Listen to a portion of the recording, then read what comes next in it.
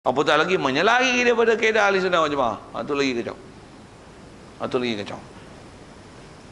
Okey. Lagi sekitar tu. Ada. Masih bab roh. Ya.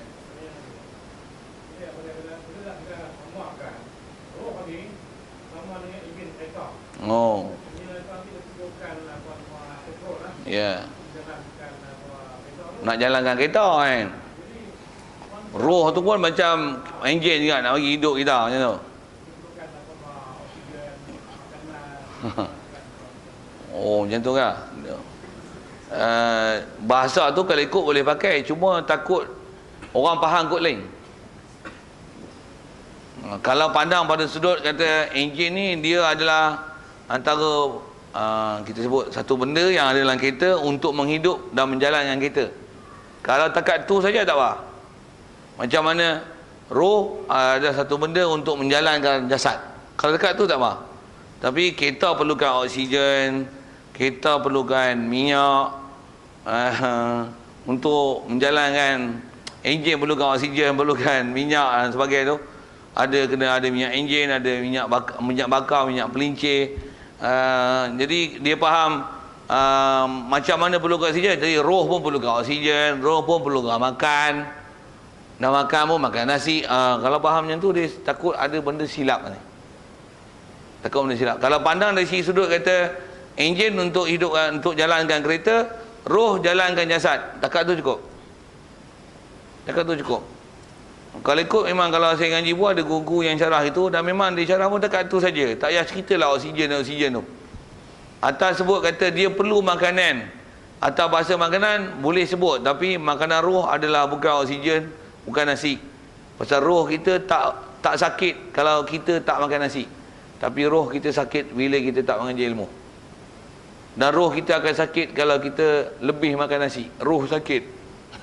Jasad pun sakit juga. Mengoh kan. Kalau Kedah dia panggil sa'ah kan. Akan kenyang. Nak menyawa tak boleh. Roh pun merana, jasad merana. Tapi merana roh lebih dahsyat. Juga jahil, bodoh, tak ada maklumat. Tengok jasad relax je, sihat je. Tapi roh sakit. Tak boleh semayang, nampak badan sihat, roh sakit. Tak boleh main masjid, roh sakit. Tak ada keinginan nak nuntut ilmu, roh sakit. Duk gaduh main muzik, main gitar, roh sakit. Duk gaduh, duk chatting dengan awet, roh sakit. Roh sakit. Duk seronok dengan bengong dan jahil, roh sakit. Walaupun jasad tak sakit.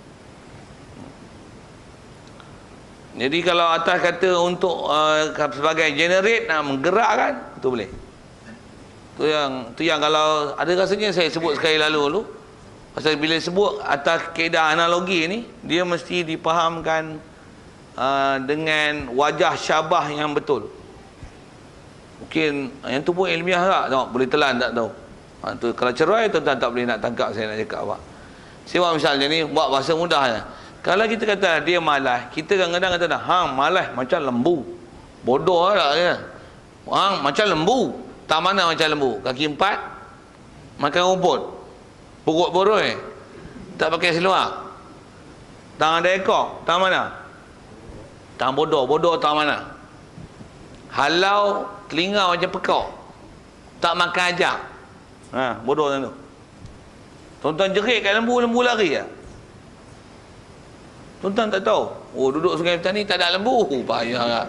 Badan tak faham. Sikitlah saya lawak-lawak tu sambil-sambil tuan. Saya nak fokus apa? Nak kata, bila kata macam lembu, dia mesti ada satu tempat yang kita nak spek di situ je. Dia bukan totally macam lembu.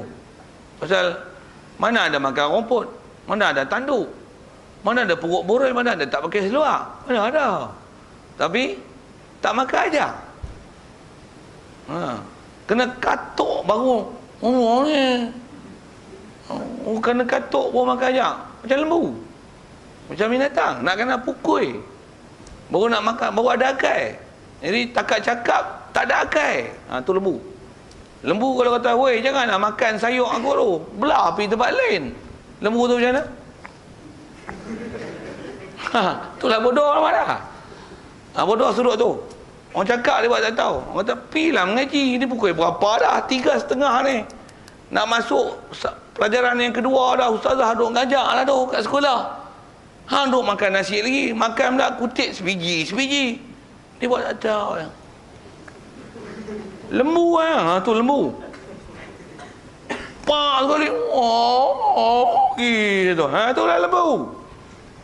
Saya nak tunjukkan lembu tu. Wajah Syabah ni masih putih. Boleh faham saya kat awal? Tu kena ngaji Arab kan? Sikit saya buat misal. Pasal Quran banyak ayat-ayat seumpama macam tu kan. Saya nak sebut.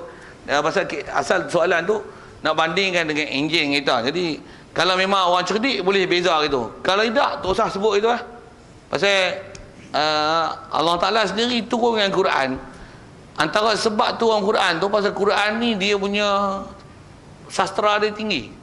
Antara tinggi tak tinggi sastra itu adalah menggunakan unsur perbandingan dengan bahasa lah ni panggil analogi tu kan. Ada istilah tashbih. Allah Ta'ala buat bandingan macam mana? Hang apa yang tak Taurat? Yahudi apa yang tak Taurat tu? Bahkan Yahudi lah ni ada yang hafal Quran tu. Tapi Quran yang dia hafal tak jadi hidayah kepada dia untuk dia masuk Islam. Allah Ta'ala sebut macam mana? Alladzina humilut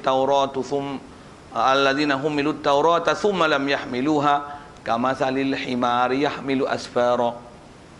Orang yang hafal kitab Taurat, khusus pada ahli kitab tu, hafal kitab Taurat, walam yahmiluha, tapi dia tak melaksanakan apa kandungan dia, konten dia. Antaranya cerita tentang Nabi akhir zaman adalah Nabi Muhammad.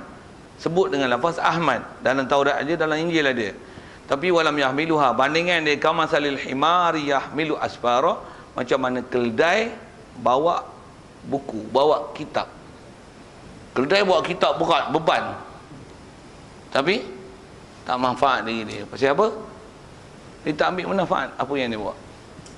Jadi tang mana tang ahli Yahudi ni? Tang bawa sesuatu, bawa dengan hafalan, ingat hafal tapi tak manfaat diri dia. Tak boleh manfaat diri dia. Tentu dia punya wajah Syabah. Tentu wajah Syabah. Bukan tang bunyi bukan sudut tu. Sikitlah saya nak sebut. Dan kata Quran turun dengan kaedah macam tu, mengajar kaedah berfikir, dan itu adalah salah satu uslub sindir dengan kaedah tajam menggunakan analogi. Kalau kita tak faham tentang, kita tak boleh faham skop mana yang Allah Ta'ala nak apa nak sebut, nak fokus. Dia nak tuju tang mana. Itu yang kita bila belajar tafsir baik fiqh baik, bila kita tak faham prinsip tu, kita susah nak faham hukum. Saya sebut fiqh lah. Saya masih nak cerita tashbih. Maksudnya perbandingan, analogi tu. Kalau kita belajar fiqh, ada peraturan munakahat yang namanya zihar. Sebenarnya tu cerai lagi. Zihar pun tak boleh dengar. Saya saja tuan-tuan nak sikih tu. Saja saya cari bab susah-susah tu. Biar pembeliau zihar tak usah dengar. Tuan dengar dia tak sebut. Zihar ni apa? Zihar ni adalah perkataan suami menyerupakan isteri dia dengan siapa-siapa yang mahram suami. Dan mahram pun bukan mahram baru datang, mahram asli, mahram nasab. Dia kata, kau ni aku anggap macam mak aku. Zihar nama. Macam tak mana? Adakah macam masih mata rupa, rajin buat kerja, pungkok, tonggek, bofi tu? Macam tu kah? Kuat beretiak, ayat laser, tak mana? Yang menyebabkan jadi zihar atas sebut ulama adalah takrim, memulia. Katalah dia lelaki ni masa sakit, saya bagi contoh tu mak, katalah macam ni, dia ada kakak dia, yang kakak dia ni rajin khidmat dia. Kalau sakit daripada kecil tu sampai besar, kalau sakit kakak dia lah belah sampai sihat. Jadi bini dia pun buat khidmat macam kakak dia juga. Sampai kata, hang ni aku dah anggap macam kakak aku. Anggap bini macam kakak. Pasal bini duk khidmat macam mana kakak dia duk khidmat kat dia. Jahat. Innahum la yaquluna munkaran minal qaul wa zura. Ini adalah perkataan yang qaul munkaran, salah, dosa. Tak mana dosa? Ada pula orang perempuan yang dia halal nak pakai, dia serupakan dengan seorang yang mahram dia. Salah cakap macam ni. Jadi kita tak belajar tasbih dengan betul tu, tak mana yang jadi salah ni. Salah tu tak memulia. Ada pun kata mata macam mata mak aku. Kalau bukan atas maksud untuk memulia, tapi atas ada penyerupaan, dia tak jadi zihar. Kalau ada pun sebut ulama pasal zihar ni, kalau kita belajar bab fiqh, dia ada istilah lafaz soreh, lafaz kinayah.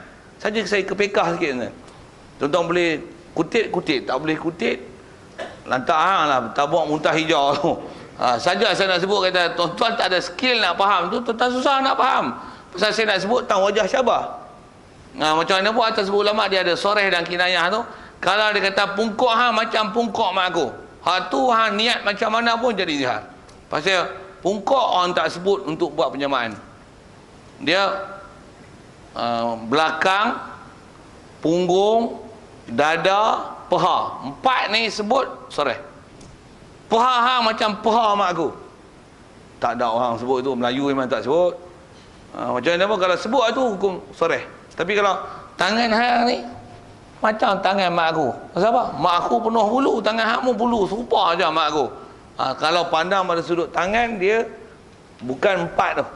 Kalau memang dia kosot memulia dan menghormati, jadi zihar. Kalau bukan, dia bukan atas memulia, tapi sekadar untuk ada penyerupaan, atas kata ada serupa, dia tak jadi zihar. Tapi 4 tu cukup sensitif. Apa dia? Pungkuk, wafih tu, watim kali, belakang, dada, paha. 4 tu yang nak usik. 4 tu yang nak kata serupa. Saya nak fokus apa tu? Mana musyabah bi? Mana wajah syabah? Mana wajah syabah? Mana wajah penyerupaan? Mana yang menyebabkan zihar itu? Itu dipanggil wajah syabah. Jadi balik pada asal tu, roh macam enjin kereta. Ada enjin, kita jalan. Kedak kena tolak. Roh tak ada, kita mati. Kalau roh tak ada, kena usung pergi kubur. Sama tu. Tu boleh. Tu boleh. Betul boleh. Tapi takut dia faham kot lain. Kalau tak faham kot lain, tak apalah. Tapi macam mana pun, itulah cakap dengan orang cerdik boleh. Orang tak apa cerdik, saya cakap itu. Ni susah ni, takut faham lain.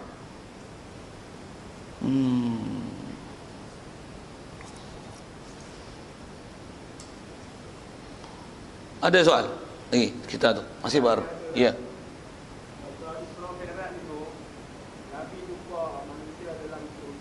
Ya.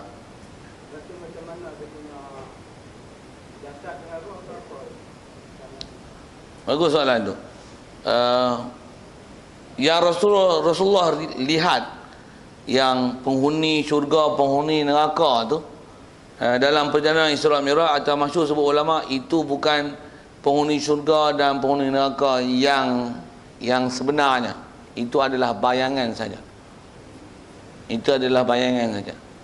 Pasal dalam lafaz hadis pun seingat saya disebut dengan ru'ya, diperlihatkan. Maksudnya diberi gambaran saja. Pasal ahli syurga tak ada lagi yang kena dapat nikmat. Tak ada lagi istilah ahli neraka yang kena siksa daripada kalangan manusia masa Rasulullah naik tu. Hanya akan ada orang kena siksa dan ada manusia yang akan dapat nikmat, umumnya daripada khusus pada umat Nabi SAW, melainkan setelah ditiup sangkakala kedua dan berlaku proses hisab apa semua selesai, ahli syurga ke syurga, ahli neraka ke neraka, barulah akan ada istilah nikmat dan azab. Jadi pada zaman Rasulullah itu adalah kata jumhur ulama ahli sunnah wal jamaah menyebut bahawasanya dia adalah bukan ahli syurga dan neraka yang sebenar, itu adalah bayangan dan gambaran umat Rasulullah. Cukup. Ada lain? Kalau tak ada sikit masih bab penambahan tu.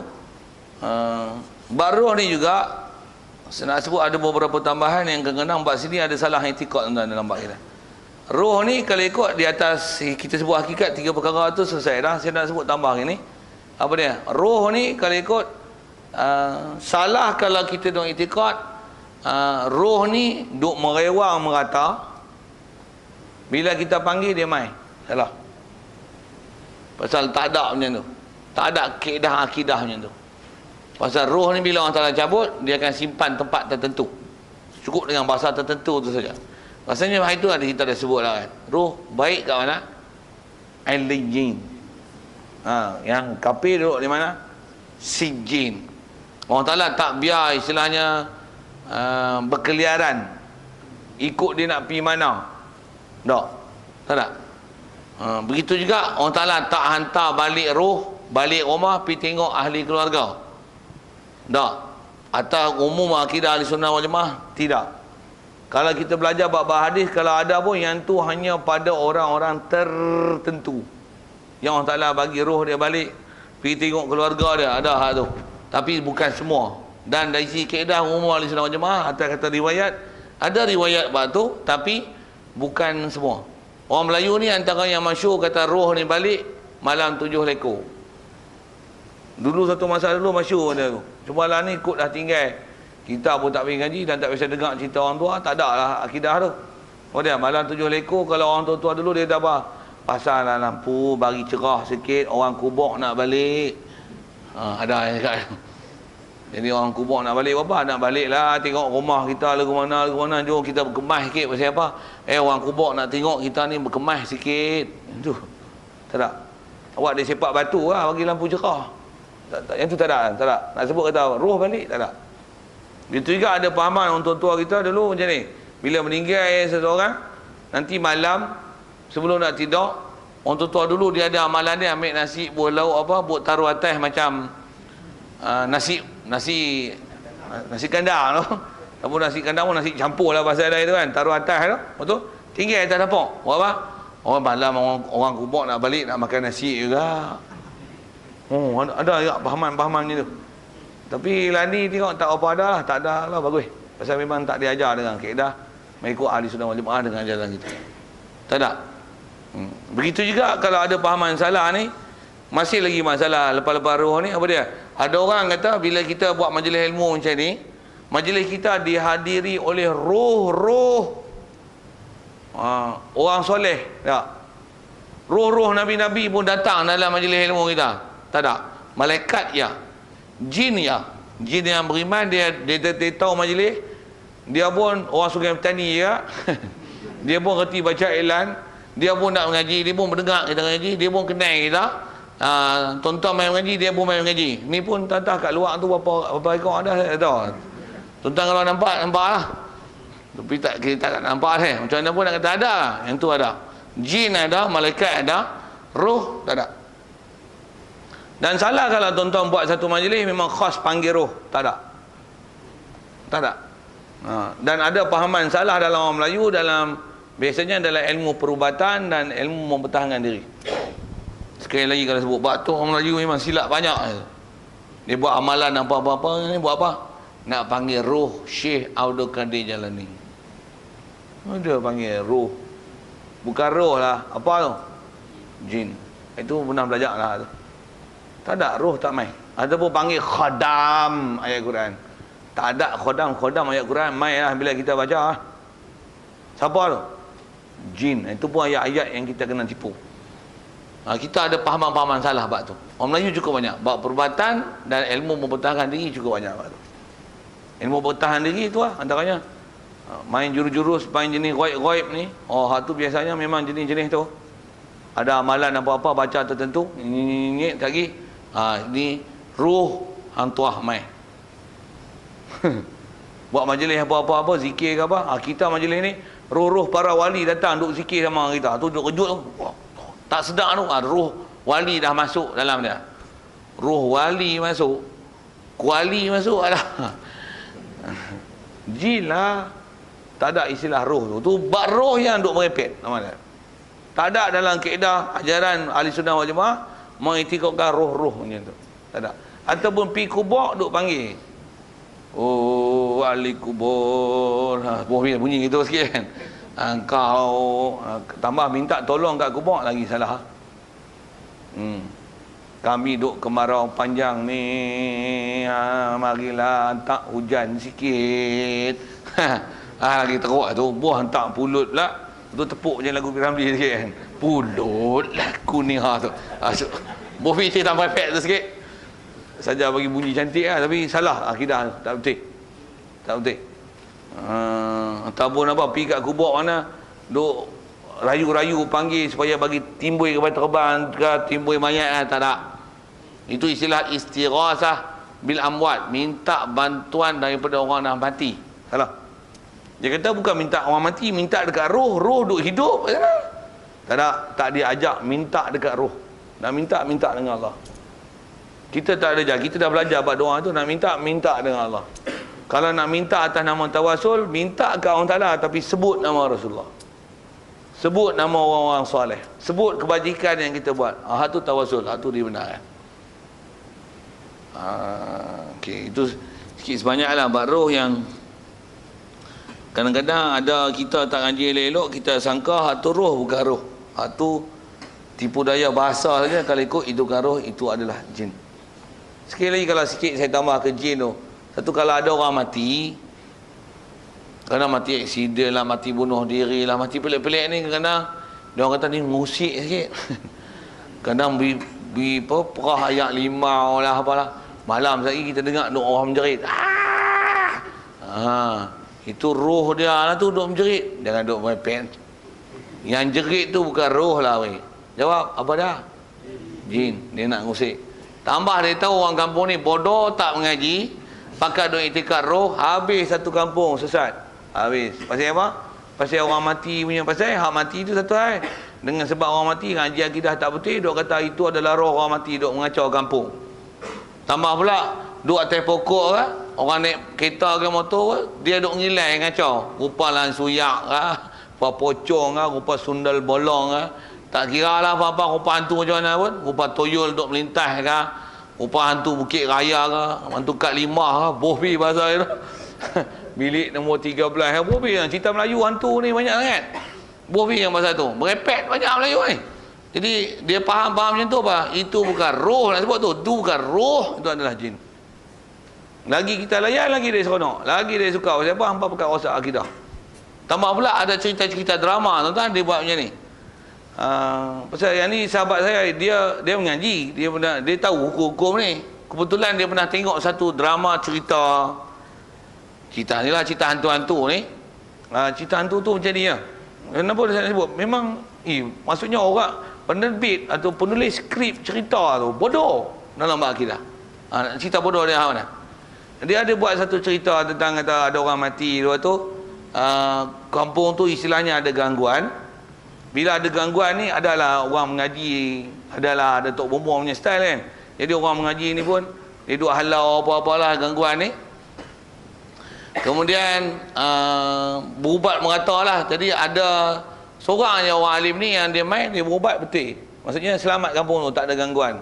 Dia kata sebenarnya, dengar tu ayat tu. Dia kata sebenarnya hak ganggu ni adalah roh orang mati ni. Dia sebutlah nama orang-orang tu. Dan sebenarnya dia ni sedang kena siksa. Jadi saya telah baca beberapa ayat Quran, saya niat hadiah dekat roh dia. Bila saya hadiah dekat roh dia, dia dah dapat hadiah dengan saya baca tu, maka sebab itulah dia jadi tenteram, pasal dia tak kena siksa dah. Satu, dia tak ganggu.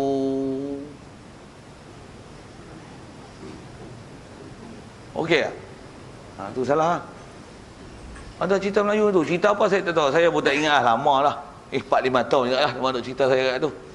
Dia kata ada cerita macam tu dalam TV. Jadi dia cerita tu seolah-olah orang mati ni memang roh dia duk apa lagi? Duk kawak gitu, kawak. Apa? Kawak, melewak. Apa lagi? Melilau. Jadi duk ganggu-ganggu tu roh orang mati lah tu.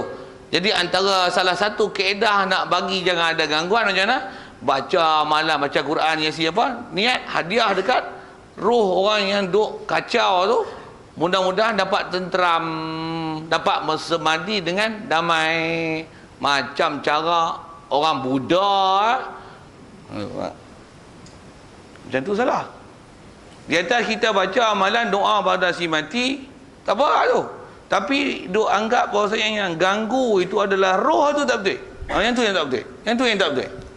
Yang tu yang tak betul. Jadi bukan roh yang nak ganggu. Roh tak ganggu macam tu. Dia tak melewak apa. Tak kawak itu. Dah. Tak melilau itu. Yang melilau tu apa? Jin lah weh. Dia guna kesempatan di atas bengongnya kita tak ngaji bab akidah. Dia rosak hang kita sampai macam tu lah. Simple ya. Habis sesat sekampung. Habis sesat sekampung. Itu ialah buah-buah amalan yang bakroh, yang masih istilah yang salah. Itu yang saya bahasakan tadi, meriput, merepet, mereka, benda-benda yang tak ada dalam ajaran kita. Melayu memang ada tambahan, edisi tambahan tu banyak sangat. Bakroh ni. Ya. Kita bagi dana kita lah kubur. Apa kita dah balik dah. Tuhan masuk bagi roh dalam tu. Ya. Ya. Soalkan bukan lagi. Ya. Kalau jadi soalan dia, bila kita masuk dalam kubur, Allah Ta'ala kembalikan balik roh kita dalam jasad untuk menjawab soalan munkar nakir. Kalau atas sebut riwayat, ya memang ada riwayat itu. Cuma kembalikan roh tu bukanlah kita boleh tengok dia duduk hidup, duduk nyawa, duduk berjawab. Kita pula boleh bubuh mikrofon ni, ambil bibuh tu boleh dengar. Dengar dialog, tak ada. Pasal dia duduk alam lain. Macam mana pun atas riwayat, ya. Atas sebut ulama memang ada riwayat tu, hadis pun hadis kuat juga tu. Memang Allah Ta'ala kembalikan roh sekadar untuk roh tu nanti dia hidup balik boleh berjawab soalan munkar nakir. Takat tu saja. Atas kata dia kena himpitan kubur, dia rasa sakit, takat tu saja. Cuma nisbah alam, dia bukan alam kita, dia alam barzakh. Maksudnya kita tak nampak macam mana keadaan dia. Kalau kata dapat nikmat, macam mana rupa dia dapat nikmat. Dia dapat azab, macam mana dia azab, kita tak tahu. Dia kena bakar ke, kena pukul ke, kena empuk ke, tak tahu. Kalau zaman lah ni ada orang yang duk tunjuk dalam kubur rupa macam ni, muka herat biru, apa-apa-apa. Kalau macam mana pun nak kata, yang tu kalau ada, lah. Itu habuan kita boleh ambil pengejaran, ambil lah. Tapi semua orang macam tu kan? Tak. Itu adalah nisbah Allah Ta'ala nak bagi, bagi. Macam mana pun, kita tak wajib i'tiqad bahawasanya itu adalah disebabkan dia kena siksa dalam kubur. Tidak. Tidak. Pasal boleh jadi muka lebam, pasal kena pukul, orang tanah dalam kubur, buka-buka tu dia lebam, kena pukul dengan muka nakir. Tak. Tak. Tu kata, tak lah. Tak. Dia kata tak tu macam mana? Jadi kita tak i'tiqad macam tu. Jadi macam mana pun, kalau nak ambil pengajaran, memang dia dulu kawak habis tu. Tak sembahyang, tak mau mengaji, buat jahat, main judi, arak apa. Mati tengok rupa macam tu. Ambil lah pengajaran. Nak ambil silakan. Tapi di atas nak i'tiqad, orang Ta'ala tunjuk kat dunia lagi. Di atas kaedah nak kata dia sedang kena siksa tu dengan tengok rupa macam tu. Kalau ikut itu bukan dasar akidah. Tak. Kaedahnya alam barzah, alam barzah. Kalau kata dia kena telan ulang, kena siksa. Kalau dia baik, baiklah. Kalau jahat, jahatlah. Tu ulang pun dah telan jadi tik lah. Itu kena siksa ke tak kena siksa? Kena tanya munkar nakir. Kubur di mana? Tetap kena tanya. Tetap ada soal munkar nakir, tetap ada azab dan nikmat dalam kubur. Macam mana? Itu bukan persoalan kita. Dari segi akidah wajib i'tiqad ada tu. Jadi nombor mana roh dalam jasad kita tu. Masa mati. Yang tu pun kalau ikut, kalau tanya berapa lama roh ada tu, itu adalah perkara-perkara yang kita tak disuruh ambil peduli. Berapa lama tu? Kena fikir je ni, berapa lama hampa boleh duduk mengaji? Tu tanya. Kalau duduk risau dah tu, tu tanya tu. 2 jam boleh tak? Tu tanya. Tu jawab elok. Berapa lama roh dalam jasad dalam kubur tu tak payah tanya. Saya untuk hati jawab. Nas pun tak ada. Okey. Boleh? Tu saya perli sekali lagi tu. Okey. Ya. Kita dengan roh alam berbeza. Roh boleh nampak kita tak? Roh boleh nampak kita. Roh kita nampak kita. Orang mati lah. Orang mati nampak kita. Dia kata, kalau ikut asal kaedah bab roh, kita tak diajak macam tu. Kalau ada pun hanya orang-orang tertentu saja Allah Ta'ala bagi roh dia yang sebut boleh balik dan tengok. Itu saja. Tapi atas akidahnya, adakah roh nampak kita? Tak ada persoal bab tu. Roh cabut mati, orang Ta'ala simpan, dah, taruh, diam. Tak dibicara bab dia nampak tak nampak kita. Baik. Satu nak sebut kata sifat riwayat memang ada, tapi tak dijadikan yang tu sebagai umum wajib i'tiqad. Wajib i'tiqad, roh ni bila cabut dia duk tengok keluarga dia, yang ni duk menangis, yang ni duk kira duit, yang ni duk kira tanah nak dapat atas zakar macam mana.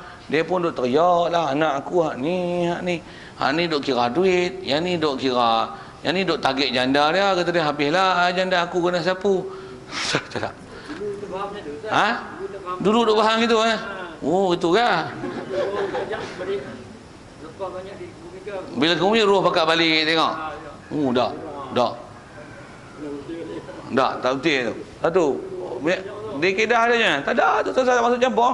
Itu yang akidah mengapu tu. Dia mengapu nanti sampai tahap dia jadi macam clean.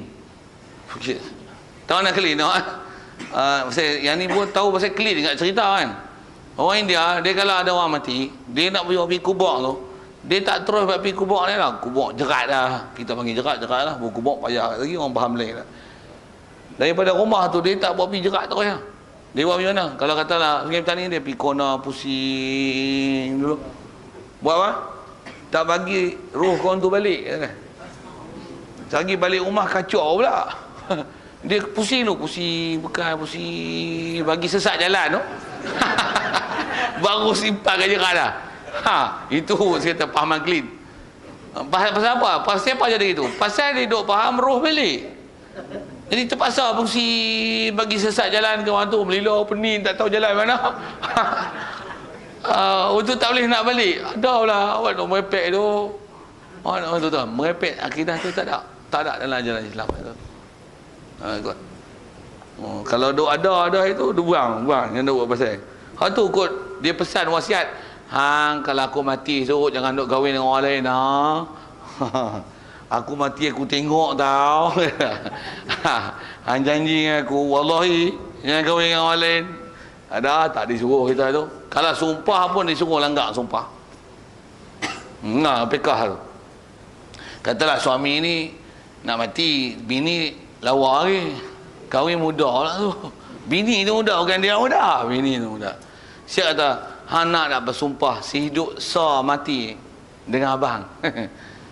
Kalau abang mati pun ku nantimu di pintu syurga lah kan? Janganlah menikah dengan orang lain. Boleh tak sumpah? Kawan nak kata tak sampai hati kan? Angkat tangan bila wallahi billahi tallahi saya tak akan berkahwin dengan siapa-siapa apabila abang meninggalkan dunia ini. Baiklah bang. Dia pun sebutlah macam mana kawan tu ajak. Dengar? Mati habis dah. Boleh tak langgar sumpah? Boleh. Langgar pun tak kena kifarat. Maksudnya apa? Paksa sumpah. Sumpah paksa dipanggil yaminul lagwi. Yamin sumpah yang lara, hukum tak jadi sumpah. Langgar ya, kifarat pun tak kena. Itu dah bersumpah bai'ah, tak bai'ah namanya, terpaksa. Sagi kecil hati lah kawan tu kan. Tu punca dia apa? Akidah yang salah. Duk faham kata balik ni aku duk tengok aku cemburu tu, aku duk masa aku duk mati aku balik tengok hang nikah orang lain. Aku jealous hang tahu tak? Aku kacau tok lelaki hang baru tu tahu. Dia ancam masa tu. Pelik Melayu ni dia. Ada kan saya nak sebut tu pasal ada yang cakap itu. Ada. Baik belah lelaki, baik belah perempuan sama. Habis kalau ikut. Macam mana buat soalan sekitar tu lah. Nisbah hampa nak baca tu habis lah. Ada apa? Ya. Ya. Kaedah tawassul tu. Baik. Kena faham tarikh tawassul tu dulu. Tawassul ni adalah berdoa memohon ke Allah dengan menyebut nama-nama orang-orang yang baik. Umumnya pasal itu. Kalau tak nama orang baik pun menyebut apa-apa amalan baik untuk istilahnya mengambil berkat. Mudah-mudahan itu jadi sebab orang Ta'ala terima pasal menyebut nama orang baik. Kalau sebut sandaran memang ada sandaran lah bab istilah tawassul tu. Jadi sekali lalu macam itulah takrif lah. Misalnya kita sebut ya Allah ampunkanlah dosa kami dengan kemuliaan majlis ilmu yang dihadiri oleh malaikat-Mu yang kami tak tahu bilangannya, ya Allah Engkau saja mengetahui, dengan kemuliaan yang Kau beri pada malaikat yang hadir dalam majlis ilmu, yang Kau berikan kemuliaan kepada mereka dengan pangkat tugas yang tertentu itu. Kau ampunkanlah dosa kami, berilah hidayat pada kami rajinkanlah kami mengaji, jangan bagi layu, rajinlah bawa pen, bawa buku, ya Allah. Dengan berkat dan dengan limpah kurnia yang telah Engkau beri pada malaikatmu. Boleh? Boleh tu? Boleh. Amin. Amin. Boleh. Macam tu kot contoh tawassul. Jadi contoh tawassul yang salah ialah betul-betul minta dekat orang dah mati. Itu salah. Sebut nama siapa? Oh, Tok Adam, oh, Nabi Nuh, oh, hatta ya Nabi Muhammad sekali pun. Ya Rasulullah, tolonglah kami ni. Jadi minta Rasulullah, minta supaya Rasulullah yang tolong. Itu tak betul. Kalau ada lafaz-lafaz yang disebut oleh ulama-ulama tasawuf kita dan ulama-ulama tarikat dalam bab tu, mereka bagi huraian siap. Dia kata kalau ada pun berguna lafaz tu, misalnya ya Rasulullah, ya Habiballah, ya Rasulullah aghithna, apa tu sebab tu, baca burdah qasidah ada tu. Cuma atas sebut ulama kena faham elok-elok. Disebut dengan sebut ya Rasulullah aghithna, ya Rasulullah bantulah kami, tolonglah kami. Sebut itu atas sebut tawassul. Maksudnya sebut mohon ke Allah Taala, tapi nama yang disebut adalah nama Rasulullah. Tapi mohon ke Allah Taala atas kaifiat cara tawassul dengan lafaz tersebut. Tapi tetap hati kita minta ke Allah Taala. Itu atas maksud sebut ulama. Satu, kalau duk faham ya Rasulullah, maksudnya kita duk minta Rasulullah lah main bantu ni. Salah. Salah. Itu pun sikit lah. Yang tu kadang-kadang ada benda kesalahan dalam menghuraikan tawassul. Itu kot. Wallahualam. Jadi kalau ikut ada lagi satu bab roh tu, tapi cerita lagi 10:30. Pakat tengok jam lah, saya pun tahu kan. Saya pun tengok ni jauh. Mai pada hipoh tu yang tak dan azak ni. InsyaAllah kita sambung nanti. Wal aqlu karruhi walakin qarraru fi khilafan fanzuran ma fassaru. Wallahu a'lam. A'udzubillahi minasyaitonir rajim. Bismillahirrahmanirrahim. Allahumma nawwir qulubana min nuri hidayatika kama nawwartal arda min nuri syamsika abadan abada bi rahmatika ya arhamar rahimin. Warzuqna fahman nabiyyin wa hifdzal mursalin wa ilhamal malaikatil muqarrabin wa sallim tasliman ala jamil anbiya'i wal mursalin walhamdulillahi rabbil alamin. Assalamualaikum warahmatullahi wabarakatuh.